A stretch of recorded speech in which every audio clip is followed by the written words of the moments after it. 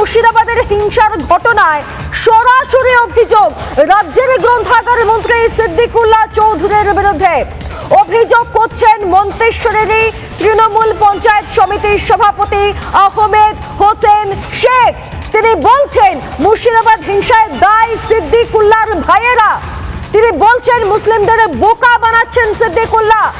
দাঙ্গা লাগানোর মূলে ওনার ভাইরা। মুর্শিদাবাদ ধুলিয়ানের ঘটনার পেছনে সিদ্দিকুল্লাহ চৌধুরী, তাহলে এত বড় ওয়াকফ নিয়ে আন্দোলন হলো কলকাতায় বিভিন্ন জায়গায়, এর পেছনেও কি সিদ্দিকুল্লাহর ইনফ্লুয়েন্স রয়েছে? এরকম একটা মানে উন্মত্ত আন্দোলন। উনি মুসলিমদের ধোকা দিচ্ছেন। উনি ওয়াকফ আন্দোলন করার পর উনি চুপচাপ মানুষকে নিয়ে থেকে রাস্তায় নামিয়ে দিয়েছেন, যে মানুষকে বিভ্রান্ত করেছেন যে উনি ঘরে ঢুকে বসে আছেন। উনি উনি উনি উনি ওয়াকফ তো মুসলিমদের ধরে নড়বেন। উনি একটা মিটিং করার পর ঘরে ঢুকে বসে আছেন কেন?